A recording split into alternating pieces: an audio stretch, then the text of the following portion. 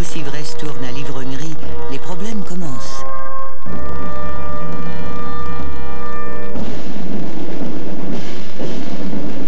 On parle alors du fléau de l'alcool.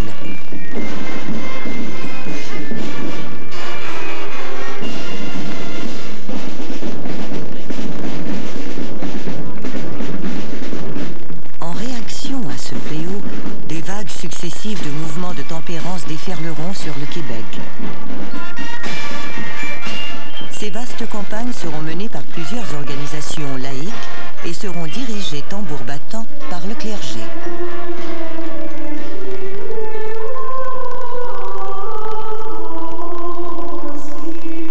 Or, Dieu a toujours condamné l'ébriété.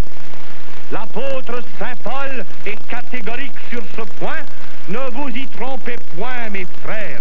Les ivrognes n'entreront jamais dans le royaume des cieux.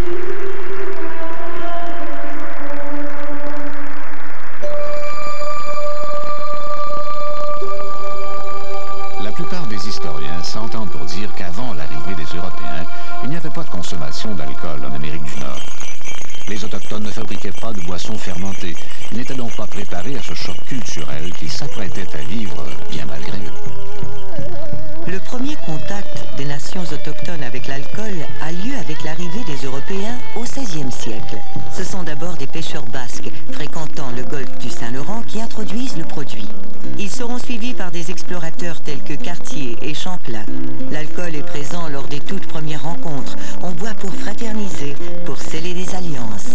Un chaman aurait imaginé leur arrivée, il serait descendu avec les jeunes hommes courageux et vigoureux, ils seraient venus jusqu'à Québec, ils auraient approché tranquillement, ils auraient vu une cabane au loin, des copeaux de bois, des pièces d'étoffe comme ils n'en avaient pas vu auparavant, de rouge encore, et ils auraient eu de bons rapports avec les Français, troqué toutes sortes d'objets, rapporté ces objets chez eux, c'est-à-dire des armes à feu, du métal, des étoffes et de l'alcool. Et on dit que personne n'osait boire ce liquide jusqu'à ce que une vieille dame très âgée dise ben, écoutez, si vous craignez, moi je vais le faire, ma vie est presque terminée, je vais y goûter, puis que la même chose lui serait arrivée, elle se serait mise à tituber, tout le monde aurait été effarouché, puis ensuite elle aurait dit quelle belle expérience. Dès les premiers temps de la colonie, l'alcool est présent et relativement disponible. À vrai dire, chaque voilier en provenance de la France ne manque pas de rapporter dans ses cales une bonne quantité de vin et d'eau de vie. C'était un produit normal, comme n'importe quel autre produit, dans la société. Ici, on pourrait appeler ça la période de l'intempérance joyeuse.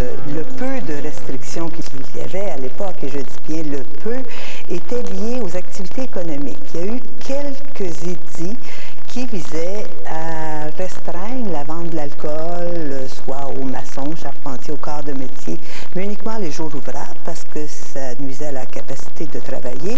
Et il y a aussi eu des édits qui interdisaient de donner de l'alcool, et dans l'édit on dit aux sauvages. Et la raison était essentiellement que si on leur donnait de l'alcool, à ce moment-là, ils ne s'occupaient pas de la chasse et ça nuisait à la colonie et ça menaçait la survie de la colonie parce que c'était une colonie qui reposait sur la traite des fourrures. Malgré certains édits interdisant la vente d'alcool aux sauvages, ce commerce est florissant, si bien que certains conseillers de l'intendant Talon lui dressent le portrait suivant. La trop grande quantité de vin et d'eau de vie importés de France nourrit la débauche de plusieurs habitants, les divertit du travail et ruine leur santé par de fréquentes ivrogneries. Les désordres civils et les crimes commis sous l'effet de l'alcool justifient désormais une réglementation. Le 6 mai 1660, la publication de l'excommunication contre les boissons enivrantes données aux sauvages est promulguée par Monseigneur de Laval.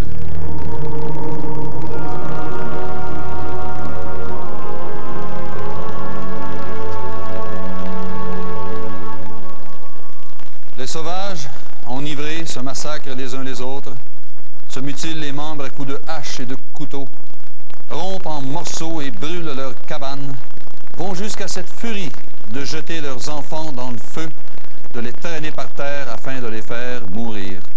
Et tout ceci, sans parler des adultères, des incestes et des orgies sataniques. Vraiment, si on ne fait rien, je crains fort qu'ils organisent bientôt des bingos sur Internet.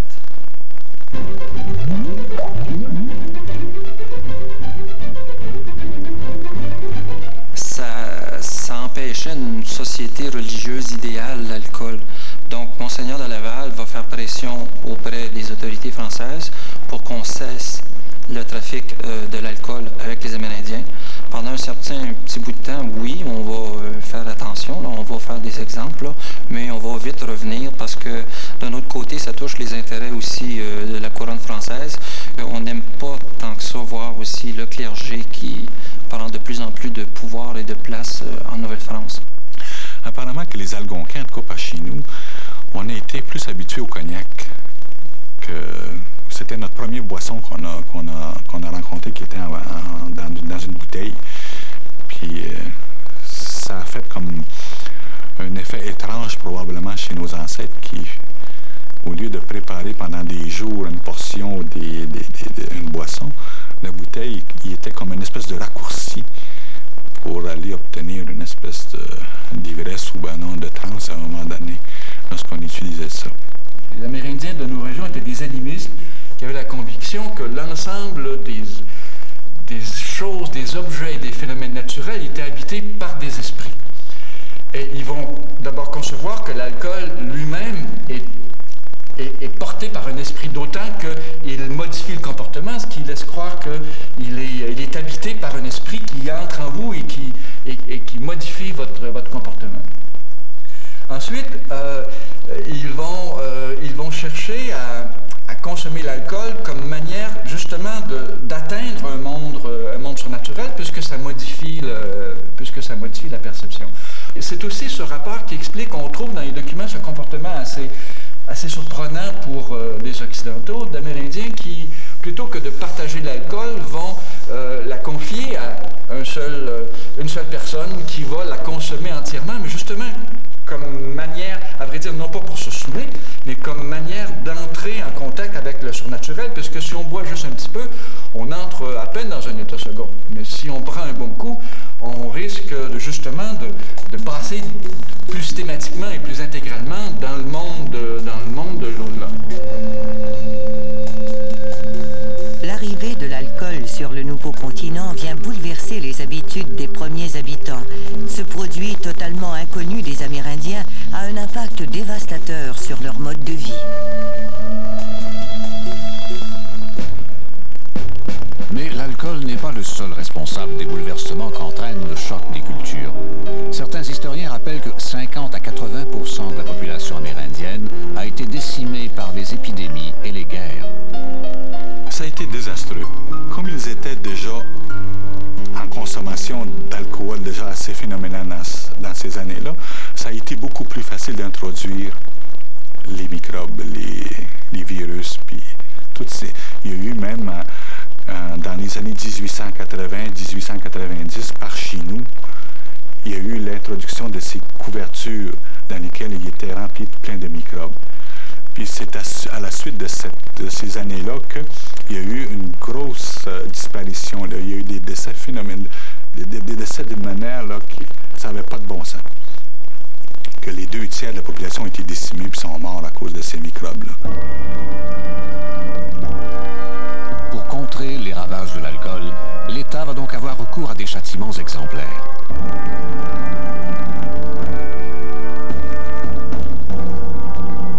En 1642, tout de suite après la mort de Champlain, Bras de Fer de Châteaufort fait mettre un écriteau devant l'Église de Québec, annonçant que la punition pour blasphème, ivresse ou manquement de la messe sera le cheval de bois avec boulet au pied et le carcan. En 1714, on décide que ces mêmes châtiments seront désormais infligés aux cabaretiers et contrebandiers qui fourniront de l'eau de vie aux soldats et aux engagés. Mais le plus pénible, c'était le cheval de bois, à cause des échardes.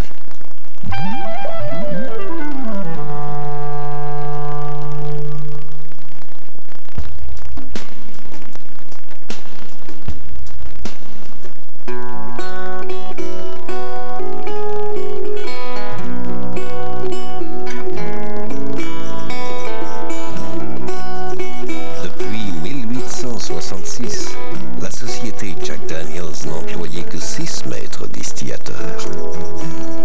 La satisfaction au travail n'a jamais été un problème. Le whisky du Tennessee, Jack Daniels.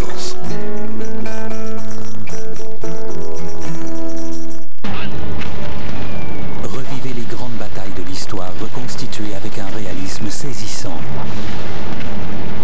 Comme si vous y étiez. Champ de bataille, dimanche midi sur Historia. José Lavigueur, l'entraîneur renommé, vous offre pour la première fois son programme d'exercice complet en version DVD. 3 volumes comprenant chacun 2 programmes. Le step, plus ferme que jamais. Raffermir ventre et sein. Raffermir cuisses et fesses. Exercices prénataux.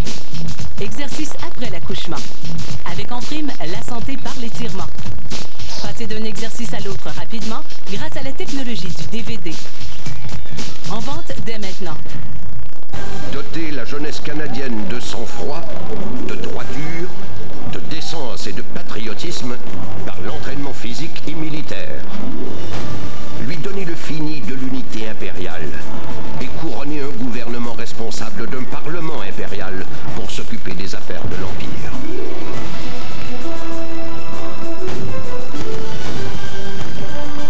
Le Canada en guerre, dimanche 18h sur l'Historia. Retrouvez le goût de la découverte à Canal D. Voyez des documentaires captivants, des enquêtes percutantes sur le crime organisé, des révélations sur les affaires judiciaires qui vous ont marqué. Percez les intrigues de monde fascinant. Analysez l'information. Comprenez les enjeux.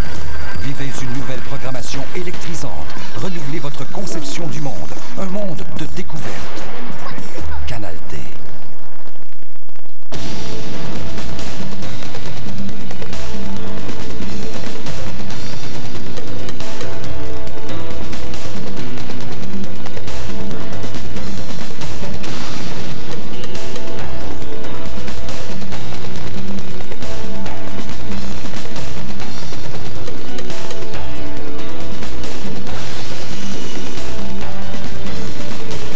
Historia, samedi et dimanche 21h.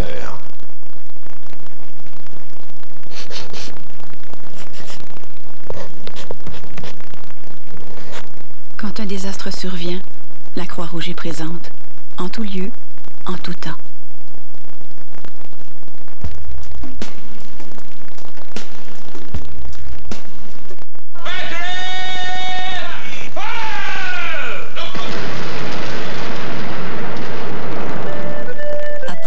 De 1759, au début du régime anglais, la population augmente considérablement à la faveur d'importantes vagues d'immigration. On assiste conséquemment à une augmentation très marquée du nombre de permis d'alcool. Distilleries et brasseries voient le jour. Hôtels, auberges et cabarets ouvrent leurs portes. Un réseau de distribution de toutes sortes de produits et denrées se met en place. En cette période d'effervescence et de croissance, l'alcool est de plus en plus présent et de plus en plus toléré. Au XVIIIe siècle, les ivrognes ne sont pas punis plus qu'il ne faut. On va tout simplement les enfermer dans la prison et ainsi de suite. Parce que moi, j'ai retrouvé, par exemple, des gens qui buvaient, qui étaient mariés, qui buvaient, qui battaient leurs femmes et ainsi de suite. Et c'était toléré dans la société. Pour comprendre comment on conçoit l'alcool à l'heure actuelle, il faut vraiment penser qu'au 18e siècle, tout le monde buvait. Les enfants, les femmes, les hommes, les gens buvaient. Cette idée de pouvoir boire à l'âge de 18 ans, c'est un non-lieu, un non-sens pour les gens du 18e siècle. Et de fait, en autant qu'on puisse reconstituer les moyennes de consommation, il y a lieu de croire qu'on buvait beaucoup plus au 18e siècle qu'on boit maintenant au 20e.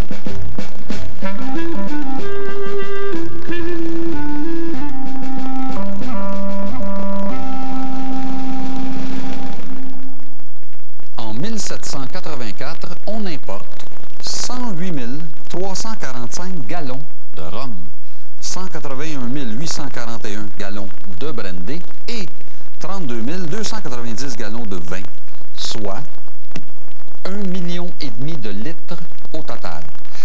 En 1784, il y a seulement 66 000 habitants de plus de 15 ans au Québec. Si on enlève détenus. Les femmes enceintes, les grands-mamans, les petites sœurs du couvent. On arrive pour une année à 50 litres par tête. Ben, coudonc, c'est une soirée ordinaire dans Beauce, ça.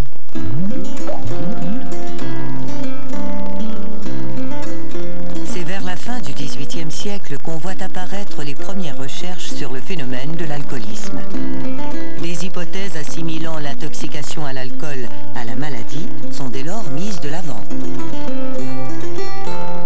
C'est pas par accident que vers la fin du 18e, 1785 aux États-Unis par l'œuvre de Benjamin Roche, ensuite les œuvres de Letson et de d'autres chercheurs en Angleterre, qu'on commence à élaborer des ouvrages sur les problèmes de l'ivrognerie.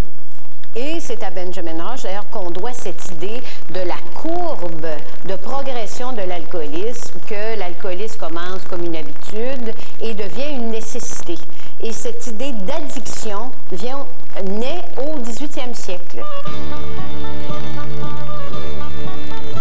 Le Canada évolue désormais à un rythme accéléré. La population de la ville de Québec va doubler en 20 ans seulement, de 1820 à 1840. Les campagnes aussi voient le nombre des colons augmenter. Plusieurs auberges ouvrent leurs portes pour desservir ces nouvelles populations. Les occasions de boire sont de plus en plus nombreuses. On est dans un pays rude. Il faut abattre les arbres, il faut se défendre contre la solitude, il faut aller moudre son grain à 40-50 km au moulin. On est vraiment isolé dans la forêt. Et lorsque, quelquefois, on sent, je dirais, la solitude, on boit. C'est facile de boire. L'alcool est partout. Alors, on voit croître le nombre de ces endroits où on vend de l'alcool et où les habitants des paroisses et des villages vont prendre l'habitude d'aller se rencontrer, fraterniser, s'amuser à l'abri du regard et aussi à l'abri de la famille, et sans qu'il y ait le jugement des membres de la famille sur le comportement des individus.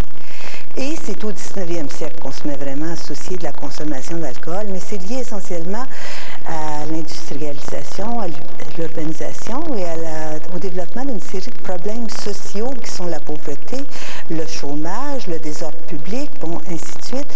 Et on se met à associer l'alcool à tous ces problèmes de société.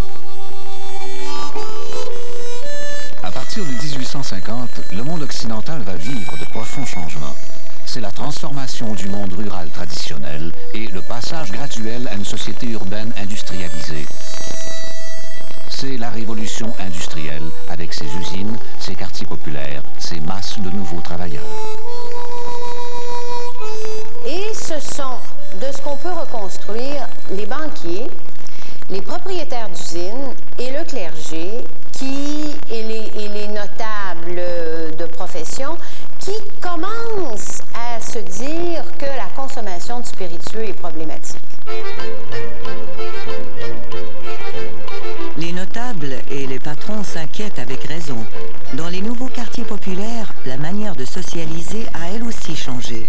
Pour les ouvriers, elle passe maintenant par la taverne.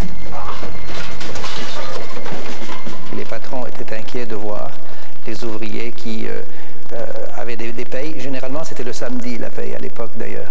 Alors, des ouvriers prenaient les payes le samedi soir et le lundi matin, ils n'étaient toujours pas en état de travailler parce qu'il y avait un certain nombre d'abus qui étaient importants.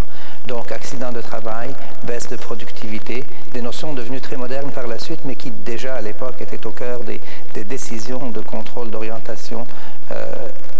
Paradoxalement, cependant, un certain nombre d'employeurs, et parmi les tavernes les plus célèbres du Québec, avaient décidé que c'était idiot de donner de l'argent à leurs employés, de leur donner des payes, et que ces payes aillent finir dans des tavernes et donc gaspillées ailleurs, ce qui fait que beaucoup d'employeurs créaient des tavernes en face de l'usine, si bien qu'ils donnaient la paye d'une main le vendredi ou le jeudi soir ou le samedi soir, et qu'ils la récupéraient dans les heures qui suivaient en créant eux-mêmes des tavernes où les ouvriers venaient consommer. Et là, on se met à voir l'alcool comme le diable et à associer l'alcool à une déficience morale, ainsi de suite. Et c'est là qu'on cherche à intervenir par rapport à l'alcool.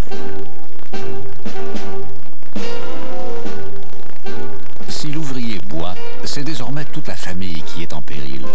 Non seulement la famille est-elle menacée, mais la productivité de l'usine s'en trouve aussi compromise. Le fait que les ménages et la force de travail soient plus vulnérables préoccupe énormément les élites, et plus particulièrement le clergé. À cette époque-là, il faut bien noter que c'est une poignée de religieux. C'est un mouvement qui reste à l'intérieur on pourrait dire, de la religion, dans le sens où on ne va pas impliquer les laïcs. Donc, il y a simplement les religieux qui vont y voir, et c'est une poignée. Bon, il y a Mailloux, il y a Cartier, donc c'est surtout des orateurs, comme Chéniky en est un des très bons, là, qui va finalement partir le mouvement de tempérance. Alors Chéniky est ce prêtre catholique qui défroque et qui passe du côté protestant, mais qui est un grand prédicateur contre l'alcool. C'est un prédicateur de tempérance. Son habileté, c'est qu'il peut parler à des Canadiens français.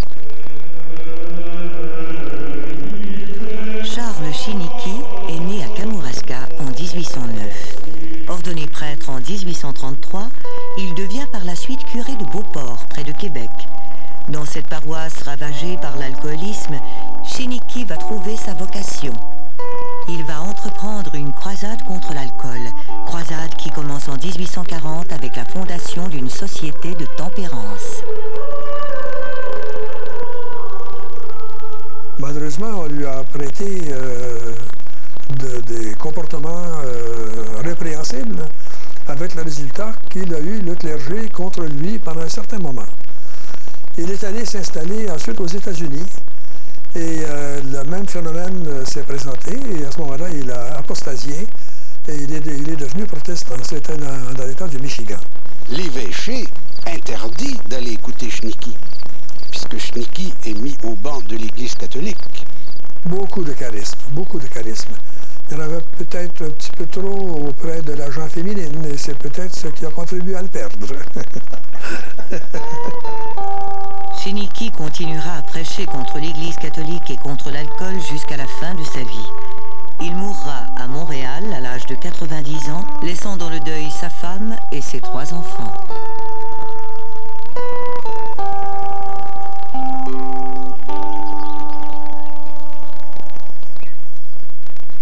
Nous sommes ici à Beebe.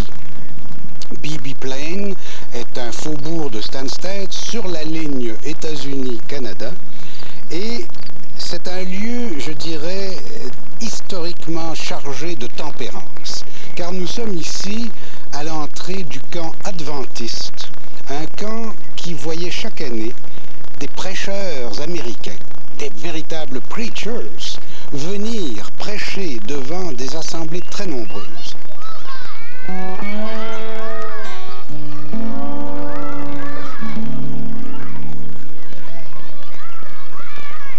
Il faut penser qu'entre 1850 et 1900, chaque été, des centaines, des milliers de familles, car on vise les familles, viennent écouter des prêcheurs. Et comme ça se passe pendant des jours et des jours, il y a des petites maisons qui sont autant de petits motels de l'époque où les familles peuvent s'abriter et où en même temps, je dirais, se développe une sorte de communauté. Une communauté qui vit au même rythme, qui pense, qui prie et qui écoute ceux qui condamnent l'alcool, fléau du diable. L'alcool qui est le pire des péchés, le pire des vices et qui vous fait perdre la foi.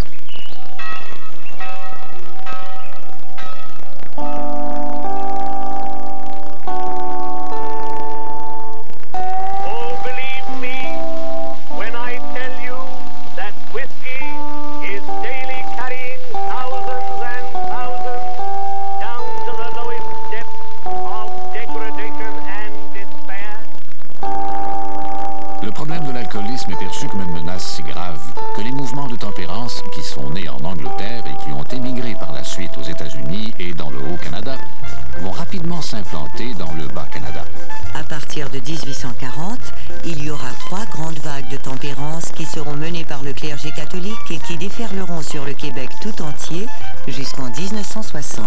Des milliers de retraites fermées seront prêchées par des prédicateurs de renom entièrement voués à la conversion des alcooliques. Pour les seconder dans leur mission, des ligues de tempérance paroissiales et des sociétés laïques comme la Croix-Noire seront créées. La fondation des sociétés de tempérance dans les années 1840 est probablement et en grande partie due à cette nouvelle sociabilité qui est en train de se développer en dehors des structures paroissiales, en dehors du contrôle que pouvaient exercer les élites laïques et les élites religieuses antérieurement. Jusqu'en 1850, ce sont des mouvements de tempérance, c'est-à-dire on trouve qu'il ne faut pas boire d'eau de vie, mais que vin, bière, cidre, ça passe. Au départ, le mouvement de tempérance, c'était pour rendre les gens, pour aider les gens qui étaient des consommateurs abusifs à avoir une consommation plus modérée.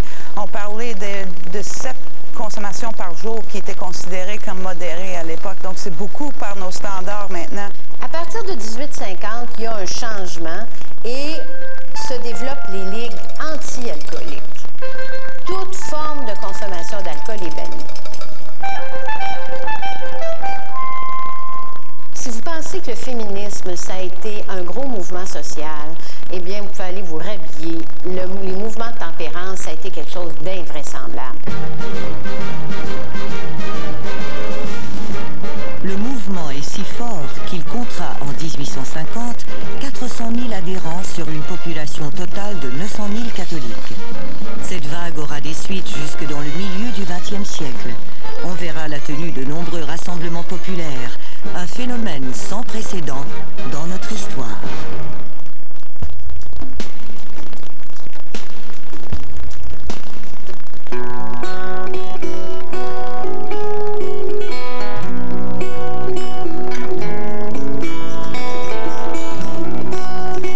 Depuis 1866, la société Jack Daniels n'employait que 6 maîtres distillateurs. La satisfaction au travail n'a jamais été un problème. Le whisky du Tennessee, Jack Daniels.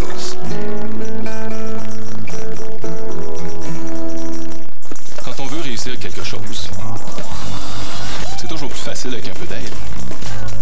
Vous savez, le coup de pouce qui fait la différence et qui vous aide à atteindre le but que vous êtes fixé. C'est ce que j'ai réalisé il y a un peu plus d'1 an, quand Nicodème m'a aidé à arrêter de fumer. Ça n'a pas été facile. J'avais besoin d'aide pour contrôler mon envie de fumer.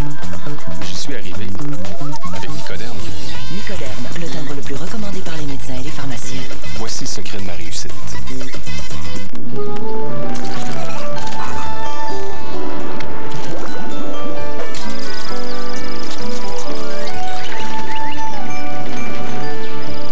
Faisons tous bon voisinage avec la faune. L'histoire ne révèle pas toujours son vrai visage.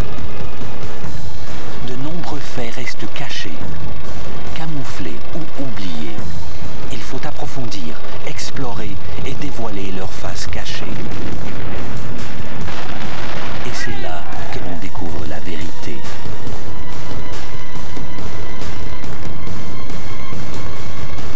La face cachée de l'histoire, mardi 21h sur Historia.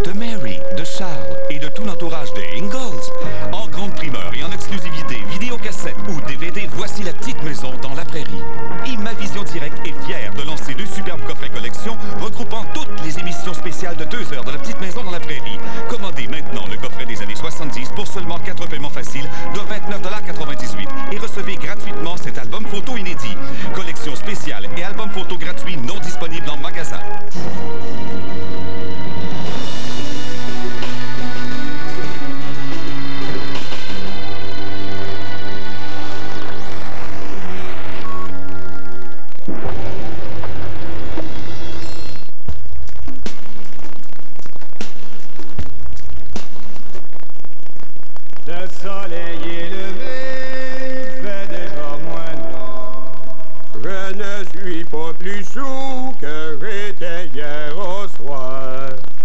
Le vin charme la vie et nous fait perdre la raison. Qui es-tu, toi, qui vas chantant? Qui es-tu, toi, qui soupire? Je suis un pénitent qui va pleurer en sa vie. Moi, je la pleure aussi. Ton destin est pieux. Je pleure lorsque le vin me sort par les deux yeux. Je pleure lorsque le vin me sort par les deux yeux. Que l'on soit en Angleterre, dans les pays scandinaves, en France ou en Allemagne, ici, l'iconographie est toujours la même. Voilà, nous avons la mère qui est la victime de l'ivrognerie. Alors, c'est toujours la même scène. Il n'y a rien dans la maison. Tous les meubles sont renversés. Les femmes viennent d'être battues. Ils ont des bleus. Les enfants braillent, s'accrochent à la jambe de leur mère, complètement découragés. Ils sont engainés. Les vêtements sont en lambeaux. Le père est saoul. Il vient de la frapper. Et là, évidemment, ce qu'on annonce, c'est que quand un homme boit, toute la structure familiale s'effondre. Les femmes ont joué un rôle important dans l'évolution des mouvements de tempérance. C'est qu'avec la révolution industrielle, la famille était de plus en plus dépendante du salaire du mari, qui était payé en espèces. Si celui-ci avait le malheur de s'arrêter au pub, une bonne partie de la paye y passait, et la femme ne disposait plus de l'argent nécessaire pour la nourriture et le bien-être du foyer. Ce sont donc les femmes qui ont été les premières à réclamer des autorités des lois plus sévères concernant la vente d'alcool. Il y a cette double idée du rôle des femmes. D'abord qu'elles sont très, très actives dans les ligues anti-alcooliques, tant ici qu'aux États-Unis, et en même temps l'émergence de l'idée de la vraie femme. Les femmes buvaient quand même, mais beaucoup plus en privé et entre elles peut-être plus. Et on faisait beaucoup moins état de ça. D'ailleurs, on bannissait les femmes des tavernes pour pas qu'elles dérangent leurs hommes qui avaient du plaisir après le travail, mais aussi, comme on disait, c'est pour des raisons de santé. On voulait pas voir des femmes dans ces endroits-là, et parce qu'elles pouvaient avoir du trouble, surtout beaucoup au niveau sexuel dans un monde puritain et victorien. C'était aussi les idées assez dramatiques qu'une femme comme ça, tout à donner à la maternité, à l'émotion et au don de soi, puis à la générosité, ne peut pas boire. Et par la même occasion, on s'est mis à dire que c'est impossible qu'une femme soit alcoolique. Ou si elle est alcoolique, c'est vraiment que c'est une prostituée ou quelqu'un, une femme de très, très, très mauvaise vie. Mais quand on boit, on s'en ressent, mais quand on ne boit pas, on s'en ressent pas. J'aime mieux boire et m'en ressentir que ne pas boire et que ne pas boire. J'aime mieux boire et m'en ressentir que ne pas boire et puis d'en pâtir.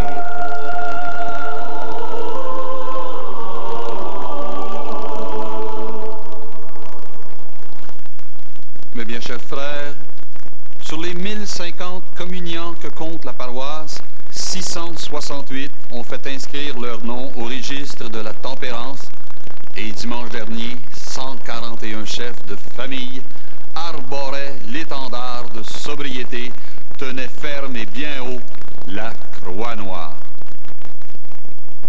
Je prends moi-même à nouveau cette croix et avec le secours de Dieu, je serai votre modèle. Je vous la montrerai, cette croix, pour vous rappeler vos engagements. Je vous la montrerai pour vous encourager à y être fidèle. Et si vous êtes infidèle, je vous en frapperai. Tu peux pas empêcher un cœur de mise.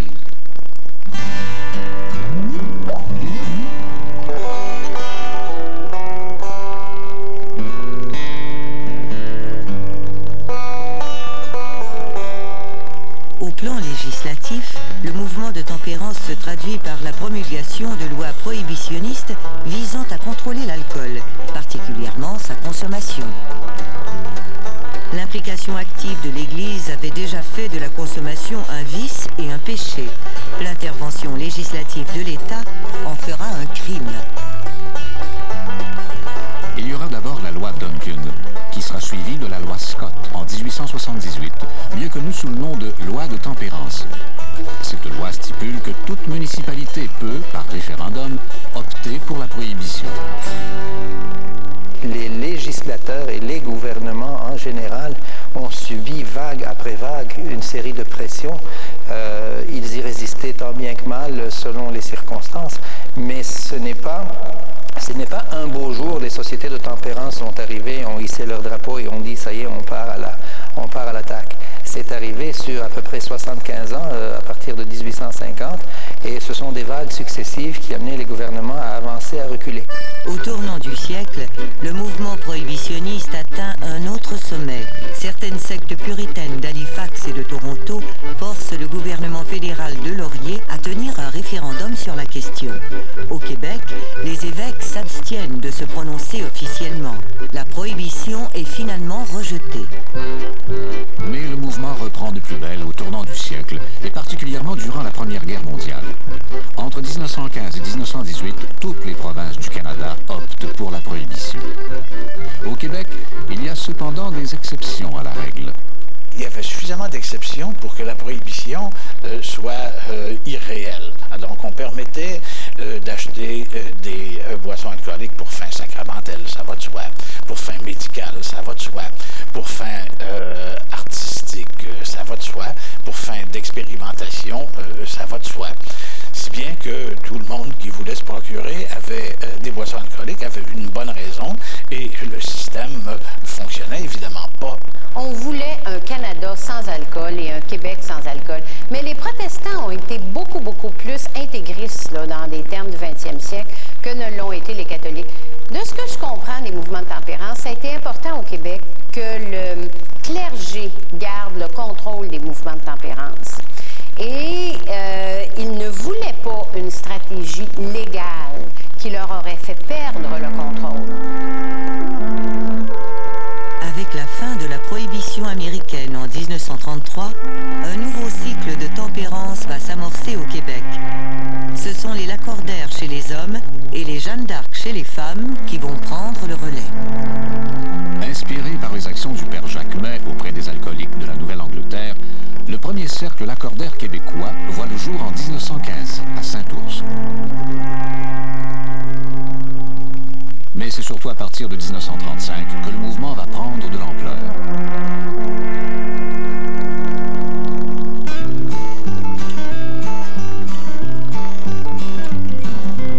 On organise des congrès. On publie des journaux et revues, comme La Tempérance, la Revue anti-alcoolique et la Réaction anti-alcoolique. L'accent est mis en grande partie sur les valeurs familiales. Les sociétés de tempérance font désormais partie de cet arsenal mis en place par l'Église pour contrôler son bon peuple.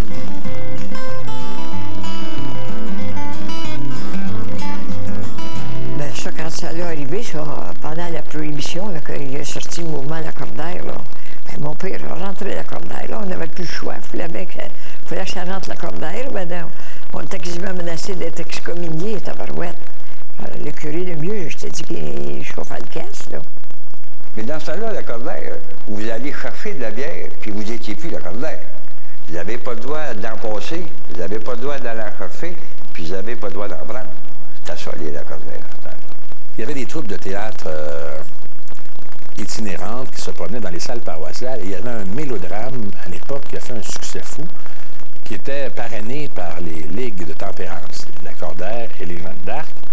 Et c'était l'histoire de Matt Talbot, un vilain ivrogne alcoolique qui s'était converti et qui était revenu à la sobriété. Les gens braillaient, il battait sa femme, il la trompait. En fait, toute l'histoire la trompait, mais modérément, parce que dans le temps, il fallait faire attention, c'était subjectif.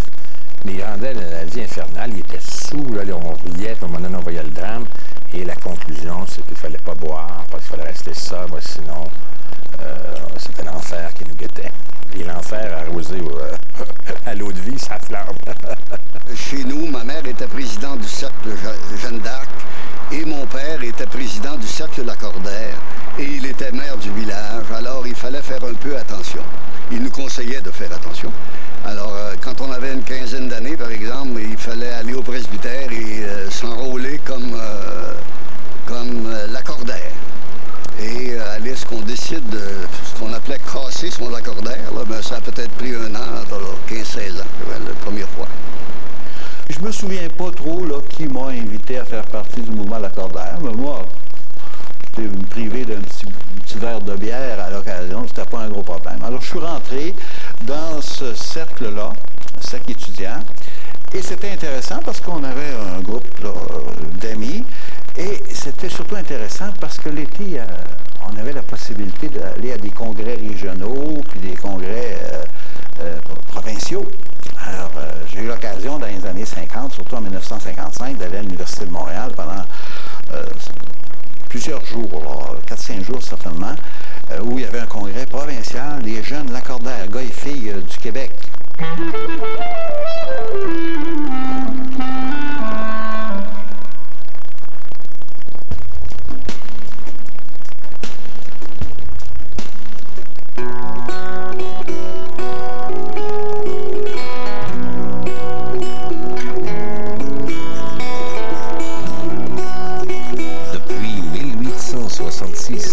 La société Jack Daniels n'employait que 6 maîtres distillateurs. La satisfaction au travail n'a jamais été un problème. Le whisky du Tennessee, Jack Daniels.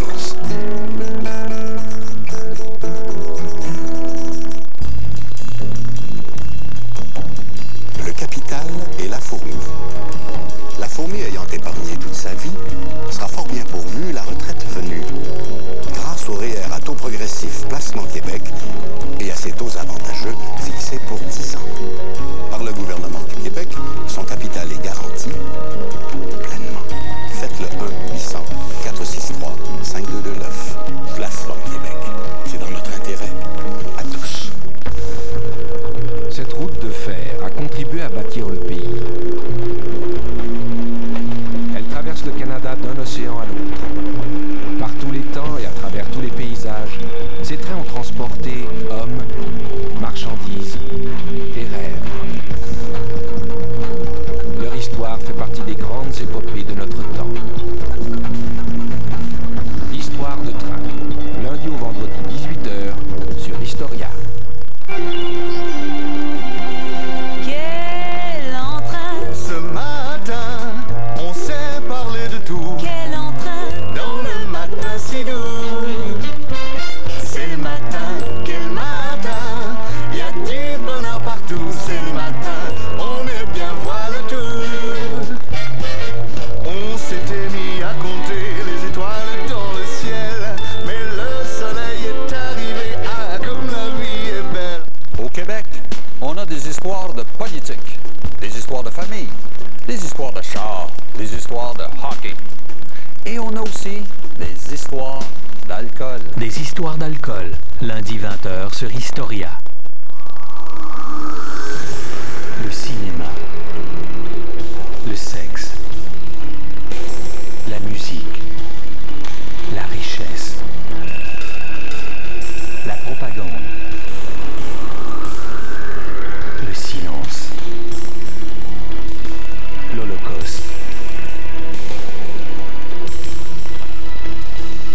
Hitler, le Troisième Reich inédit, mardi 20h sur Historia.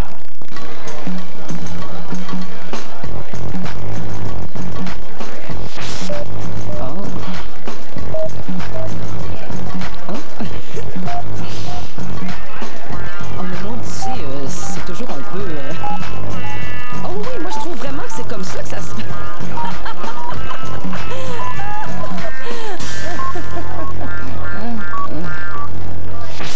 Éduc-Alcool vous rappelle que la modération a bien meilleur goût.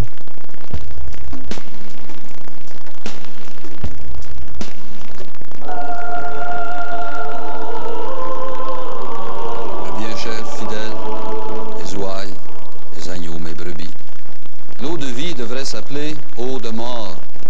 L'alcool paralyse le cerveau. Il ne donne pas de force.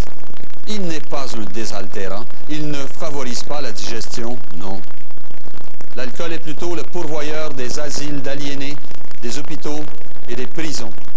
L'alcool n'étanche pas la soif, il la donne. Il ne réchauffe pas, il ne nourrit pas, il ne fortifie pas, il tue. L'âme comme le corps. Juste vous rappeler de donner généreusement à la quête d'aujourd'hui. J'ai quasiment plus de vin pour dire ma messe, moi, là. Amen.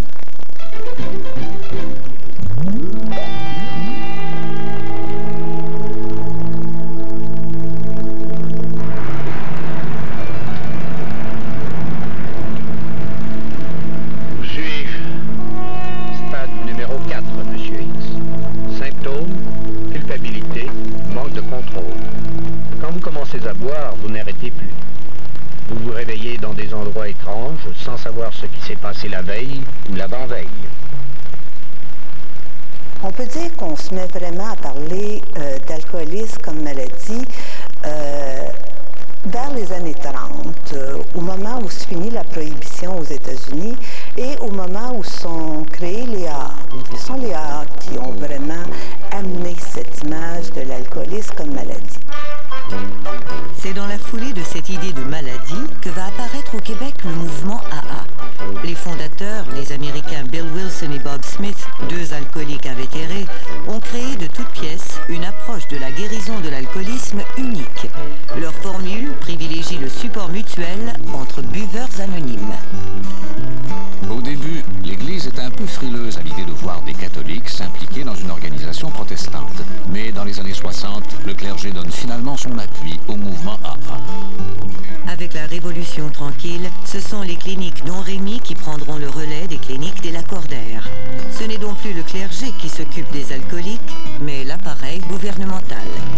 On leur faisait une retraite fermée, ce qui est quand même, c'est pas nécessairement mauvais, parce que on disait que souvent l'alcoolique arrive tellement à un niveau bas que des fois se retrouver, parce que la plupart du temps se retrouver en prison, là, dans une cellule, que c'était pas nécessairement néfaste pour eux. C'était la façon à eux de, ben là, est-ce que je continue ou je me prends en main puis je m'en sors. Donc, on faisait des retraites fermées, mais c'était toujours à saveur religieuse, là.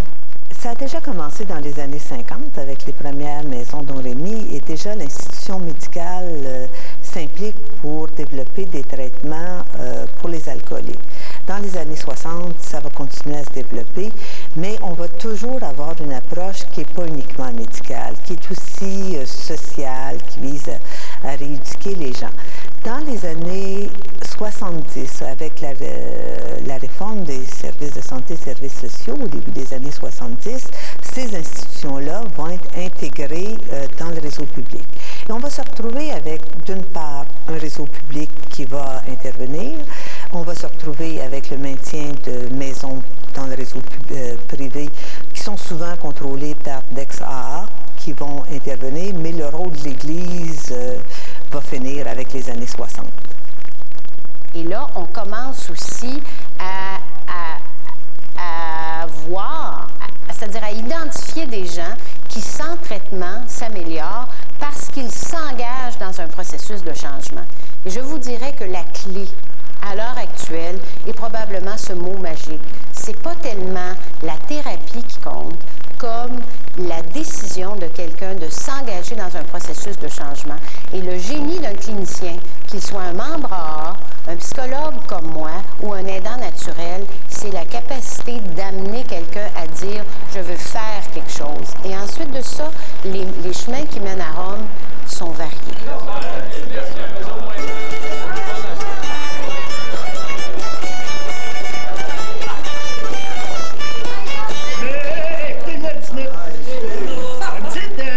Un petit 60 secondes, s'il vous plaît. Mes chers amis, oui, j'ai tant bu.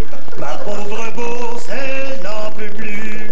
Ceux qui vous ont dit que j'avais bu, ça n'est point le contraire. J'ai tout vendu jusqu'à mon côte pour avoir de quoi boire. J'ai tout vendu jusqu'à mon côte pour avoir de quoi boire. La meilleure des lois est celle qu'on s'impose à soi-même. Je voudrais qu'on enseigne, par exemple, dans nos écoles, qu'on enseigne aux jeunes les bienfaits de la sobriété et de l'abstinence également, mais de la sobriété en particulier, et que l'on mette les jeunes en garde contre ce véritable danger que constitue l'alcool. Nous avons été corrompus par une publicité que je qualifie de mensongère, puisque l'on associe constamment l'idée de bonheur, de détente, de joie joie et de prospérité à la bière. Ce qui n'est pas vrai. On avait oublié à l'époque de la prohibition une chose absolument fondamentale, c'est que l'alcool, dans la mesure où il est consommé de manière raisonnable et modérée, est parfaitement légitime et culturellement accepté. Et on ne peut pas, par une loi, aller à l'encontre de valeurs culturelles fondamentales. Qu'est-ce que vous voulez? Le premier miracle de Jésus-Christ a été de transformer de l'eau en vin.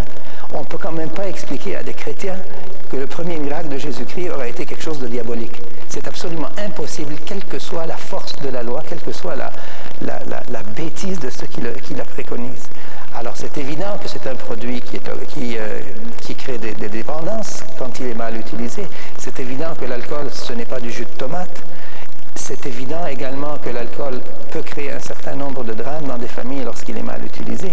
Mais globalement, l'alcool dans nos sociétés est un phénomène parfaitement admis et d'autant plus admis qu'à l'heure actuelle, de plus en plus, il est démontré scientifiquement que lorsqu'il est consommé de manière intelligente, non seulement il ne nuit pas, mais il peut avoir des effets bénéfiques pour la santé.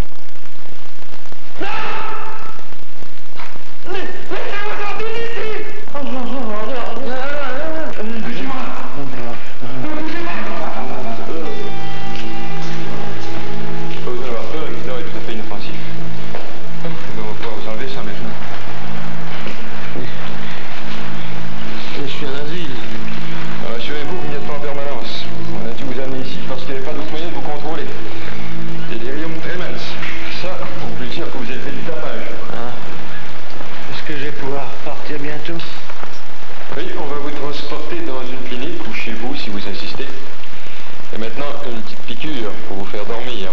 C'est clair que l'alcool cause des problèmes. De là en voir un fléau, c'est quelque chose de très différent.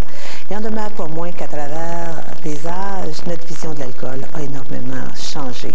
Comme je le disais précédemment, la période de la Nouvelle-France, c'était l'intempérance joyeuse et l'alcool n'était pas associé à des problèmes. Ensuite, on s'est mis à voir l'alcool comme un péché, comme une tare morale. Ensuite, avec la prohibition, l'alcool, c'est devenu un crime. Et ensuite, avec le développement de l'approche DA et de l'approche médicale, le boire à l'excès est devenu une maladie. Donc, des visions qui, à travers l'histoire, ont bien changé. Et maintenant, on ne se soucie plus tant du problème de maladie. Bon, on s'en soucie encore, mais on va parler plus d'un problème comportemental de gens qui ne savent pas contrôler leur consommation dans certaines occasions. Et ce qui est très différent de parler en termes de malades.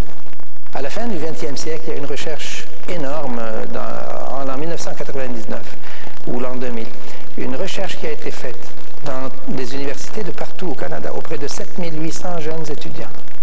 Et on a constaté des résultats extrêmement clairs. C'est au Québec qu'il y a le plus grand pourcentage d'étudiants qui consomment de l'alcool. On est numéro 1 au Canada pour ça. Et c'est la province dans laquelle les jeunes s'intoxiquent le moins. Donc, on est dernier pour ce qui est de l'intoxication. Ça veut dire quoi? Ça veut dire que nous consommons mieux. Et consommer mieux, ça n'a rien à voir avec sommes-nous plus nombreux ou moins nombreux à consommer. Consommer mieux, c'est consommer moins par occasion. C'est ça la culture, c'est savoir comment boire, c'est savoir quoi boire et c'est savoir pourquoi boire.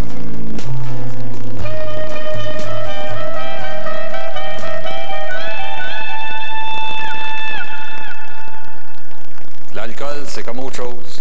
Le problème, c'est pas la bouteille, c'est la main qui la tient.